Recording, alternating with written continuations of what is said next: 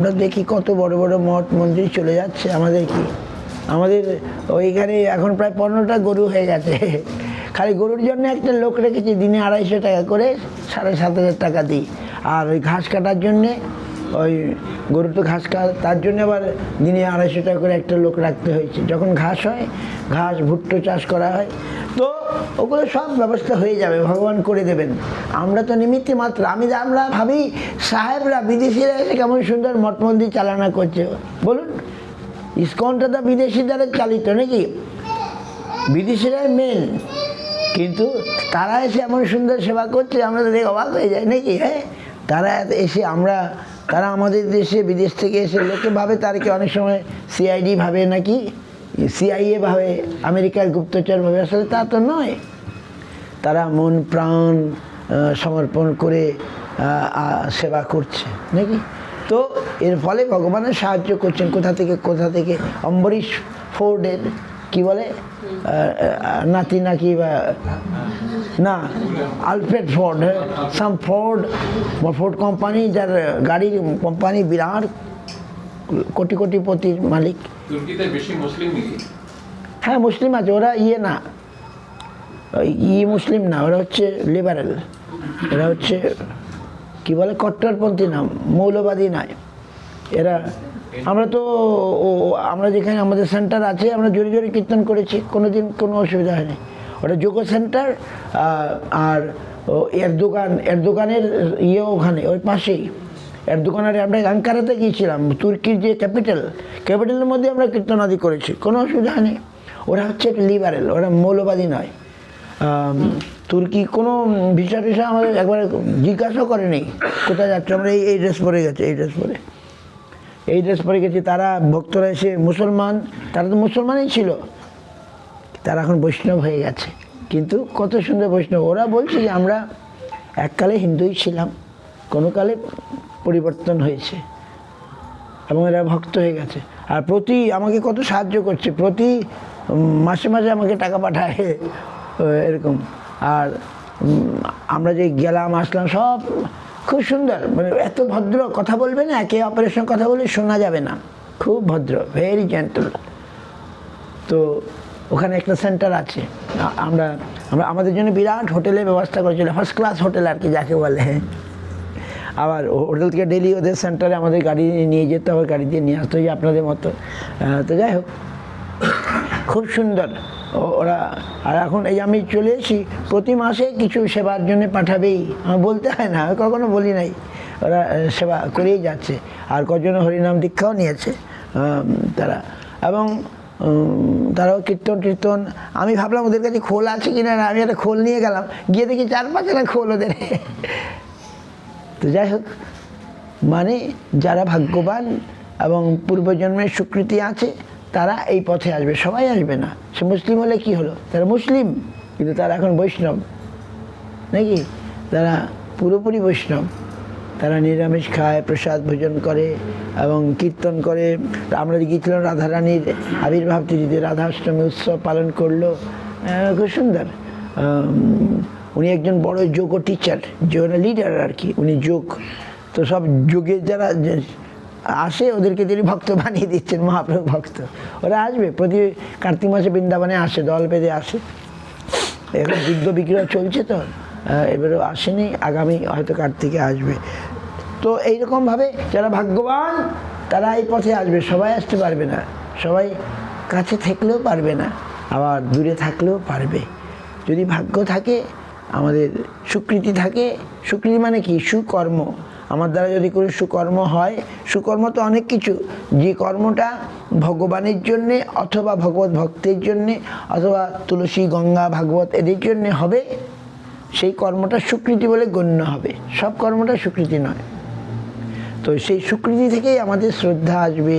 শ্রদ্ধা থেকে কি আসবে, শ্রদ্ধা মানে বিশ্বাস, তারপরে সাধুসঙ্গ হবে, একবারে সাজানো, ম্যাথমেটিক্যাল। রূপ গোস্বামী বর্ণনা করেছেন ভক্তিরস সমৃত সিন্ধুতে, শ্রদ্ধা, সাধুসঙ্গ, তারপরে সাধুসঙ্গ হলেই শ্রবণ কীর্তন ভজন ক্রিয়া হবে।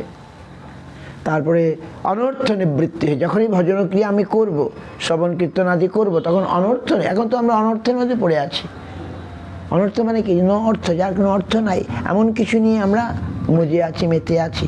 যখন সাধুসঙ্গ হবে সে অনর্থ কেটে যাবে। তারপরে অনর্থ নিবৃত্তি হওয়ার পরে নিষ্ঠা হতে হবে। নিষ্ঠা মানে কি? নিরন্তর লেগে থাকার নাম নিষ্ঠা। নিষ্ঠা হওয়ার পরে রুচি হবে। রুচি হলে আর ছাড়া যাবে না ভগবানের বিষয়, ভগবানকে আর ছাড়া যাবে না। যতদিন নিষ্ঠা না হবে সে ফল ডাউন করতে পারে, মানে রুচি না হবে সে ফল ডাউন করতে পারে, পিছিয়ে আসতে পারে। কিন্তু রুচি একবার হয়ে গেলে আর পিছিয়ে আসবে না। তারপরে আসক্তি, তারপরে ভাব, তারপরে প্রেম, ভগবানের সঙ্গে প্রেম হবে, আর ভগবানকে ছাড়া যাবে না। আর ভগবান তখন ভগবানকে পেয়ে তো আর আমি ছাড়বো কী করে? তিনি অতি সুন্দর, আমরা তো সুন্দরকেই চাই। ধ্রুব মহারাজ বললেন, আজ সকালে বললাম, ধ্রুব ভগবানকে বললো, না না না প্রভু, আমার আর কিছু চাই না, তোমাকে পেয়ে গেছি, তুমি এত সুন্দর। বাহ!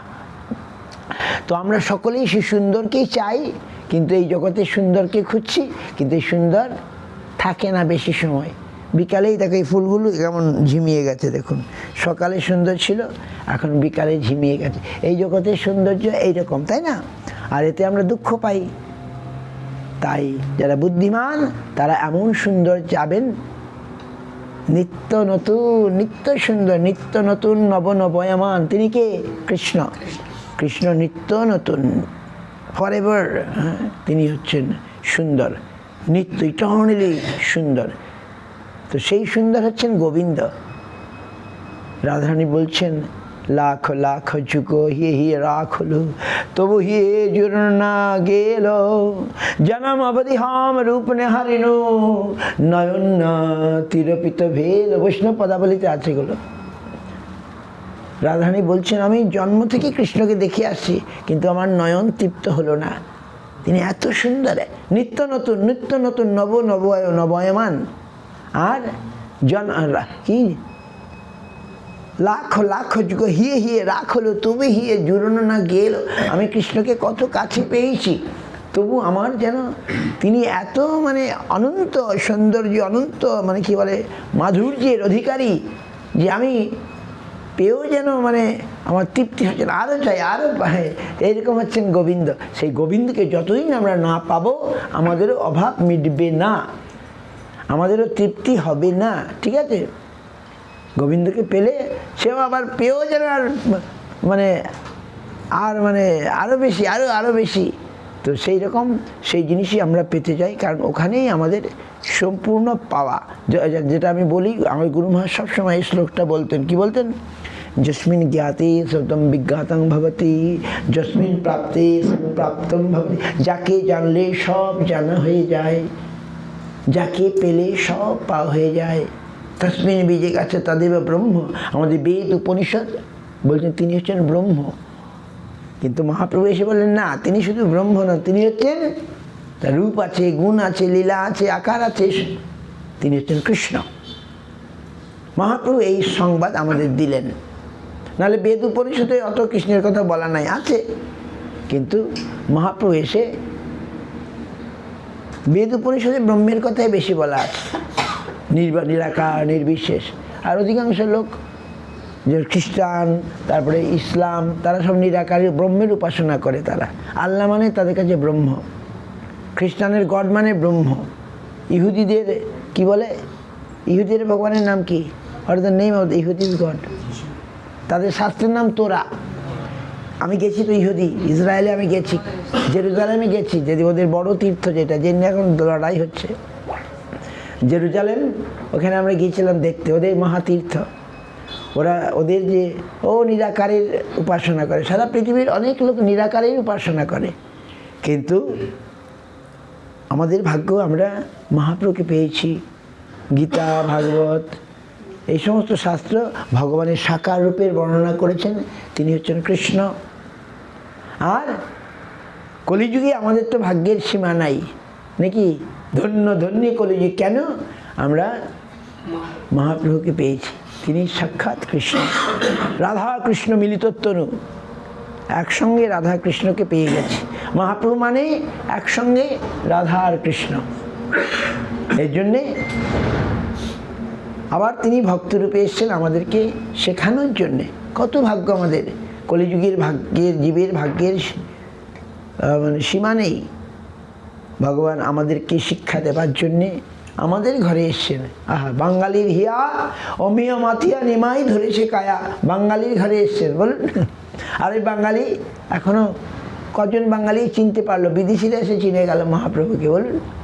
বিদেশিরা এসে মহাপ্রভুকে চিনে ফেললো, আর বাঙালি চিনতে পারলো না। বাঙালি, যাই হোক, যারা ভাগ্যবান তারা চিনবে। যাক, আপনারা এগিয়ে যান। আমার তো খুব আনন্দ হচ্ছে, এই মন্দিরটা হয়ে গেল। এখন এই মন্দির আরও বেশি করে তার সেবার মাধ্যমে, আমি তো গল্প বলছি কীভাবে জয়পুরের ভক্তরা গোবিন্দের সেবা করছিলেন, এখনও করছেন। তবে শুনলে খুশি হবেন, জয়পুরে গোবিন্দজি সেবা করেন সব বাঙালি বৈষ্ণব। ওই দেশের বৈষ্ণব সেবা করে না, বিগ্রহ সেবা করেন গৌড়ীয় বৈষ্ণব, এখন পর্যন্ত চলছে।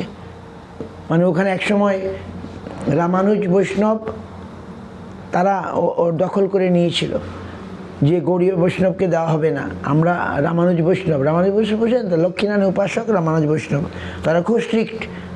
দক্ষিণ ভারতে গেলে দেখবেন খুব স্ট্রিক্টলি তারা পূজা অর্চনা করে লক্ষ্মীনারায়ণ। তারা বললো যে এই গৌড়ীয় বৈষ্ণবদের নাই, ভাষ্য নাই। ভক্তরা বললো ভাগবতী আমাদের ভাষ্য, বলে না না না, তোমাদের ভাষ্য মানে কমেন্টারি। তখন লিডার কে ছিলেন? বিশ্বনাথ চক্রবর্তী, জীব গোস্বামীর ছাত্র, বৃন্দাবন। তিনি বৃদ্ধ হয়ে গেছেন, তাকে সবাই বলল যে এরকম রামানুজ বৈষ্ণবরা আমাদের পূজা করতে দেবে না, বলে তোমাদের ভাষ্য নাই। তখন তিনি বলদেব বিদ্যাভূষণকে পাঠালেন। এরা সব জীব গোস্বামীর স্টুডেন্ট, জীব গোস্বামীর ছাত্র। তখন বলদেব বিদ্যাভূষণ গেলেন, গিয়ে বললেন ভাগবতী আমাদের ভাষ্য। বলে না না, ভাগবত ভাষ্য মানি না, তোমাদের একটা আলাদা ভাষ্য থাকতে হবে। তখন ঠিক আছে, আমাকে 7 দিন সময় দাও। তারা 7 দিন সময় দিল। তিনি তখন বিশ্বনাথ চক্রবর্তীর নির্দেশে, তিনি তখন লিডার বলতেন, বিশ্বনাথ লিডার, তিনি বয়স হয়ে গেছে, তিনি যেতে পারলেন না। তাই বলদেব বিদ্যাভূষণকে পাঠালেন। বলদেব বিদ্যাভূষণ আমাকে 7 দিন সময় দাও, আমি ভাষ্য লিখে দিচ্ছি। তো 7 দিন ওরা সময় দিল, তিনি ভাষ্য লিখলেন, লিখে গোবিন্দজিকে দিয়ে দিলেন, জয়পুরে গোবিন্দজিকে। আর ভাষ্য এত সুন্দর হলো, 7 দিন পরে তারা দেখে বলে বাপরে বাপ, এত সংস্কৃতে তিনি লিখে দিয়ে এখন পাওয়া যায় গোবিন্দ ভাষ্য। আর দেখে তারাও তো পণ্ডিত, তারাও খুব পণ্ডিত। রামানুজ বৈষ্ণবরা সব সংস্কৃতে কথা বলে। দক্ষিণ ভারতে সংস্কৃত টোল আছে, স্কুল আছে, সংস্কৃত শিক্ষা আমাদের বাংলায় নাই, আসামে নাই, কিন্তু দক্ষিণ ভারতে যান, ওখানে এখনও সংস্কৃত চর্চা হয়। তারা দেখলো বাপরে বাপ, এত সুন্দর, এ মানুষে করতে পারে না, এই জন্য স্বয়ং গোবিন্দই করে দিয়েছেন। তখন তারা স্বীকৃতি দিল। সেই থেকে এখনও গৌড়ীয় বৈষ্ণবরাই গোবিন্দজি সেবা করেন, পূজা অর্চনা করেন। ওই গোবিন্দ গোপীনাথে সব এই বাংলা থেকে নিয়ে যায় বৈষ্ণব, আমরা দেখলাম, গেছিলাম, এখনও সেই গৌড়ীয় বৈষ্ণব। এই হচ্ছে ইতিহাস। কারণ রূপ গোস্বামী তো গৌড়ীয়, তাহলে আর রূপ গোস্বামী ঠাকুর গোবিন্দ, তাহলে রূপ গোস্বামীর যারা গণ তারাই তো পূজা করবে। এখন রামানুজ বৈষ্ণবরা পিছু হেঁটে গেল, তারা এখন গৌড়ীয় বৈষ্ণবরা রূপ গোস্বামীর। যাই হোক, এই সমস্ত লীলা এখনও চলছে। আপনারা যখন বৃন্দাবনে যাবেন, জয়পুর ঘুরে আসবেন। 3 ঠাকুরকে একদিনে দর্শন করলে খুব ভালো বলে। আমরা দর্শন করেছি, একদিনে দেখা যায়। করলিতে মদনমোহন, প্রথম করলি মদনমোহন দর্শন করতে হবে, তারপরে গোবিন্দজি, গোপীনাথজি, রাধা দামোদরজি, সাক্ষাৎ বিগ্রহ, রূপ গোস্বামী অরিজিনাল বিগ্রহ ওখানে আছেন, আবার বৃন্দাবনেও আছেন। তো ভক্তির দ্বারা ভগবান গ্রাহ্য, ভগবান ভক্তির দ্বারা বশ। আর সকালে বললাম না করলির মদনমোহনের কথা। যাই হোক, আমরা দেরি করব না। তো আপনারা খুব সুন্দর, আপনাদের টানেই আমি আসলাম। আমরা জানি মঠ মন্দির পরিচালনা করা অনেকটা সহজ নয়, কারণ 5 জনকে নিয়ে চলা খুব কঠিন, সবাই মিলবে না। তবু আমাদের চালিয়ে নিতে হবে, মানিয়ে নিতে হবে, অ্যাডজাস্ট করতে হবে, নাকি?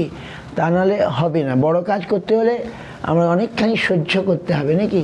সহ্য না করলে কোনো বড় কাজ করা যাবে না। যে রেগে যায় চট করে, তার দ্বারা কোনো কাজ হবে না। যে চট করে রেগে যাবে, মেজাজ গরম, তার দ্বারা কোনো কাজ হবে না। সে কিছু করতে, তাকে সহ্য, যে সইবে যে সয় সে রয় নাকি, আমাদের সব কাজেই আমাদের দোকানপাট বিজনেস চালাতে হলে কত সহ্য করতে হবে, কর্মচারীর থেকে সহ্য করতে হবে, না সহ্য করে নাহলে ব্যবসা বাণিজ্য চলবে না নাকি, ঠিক।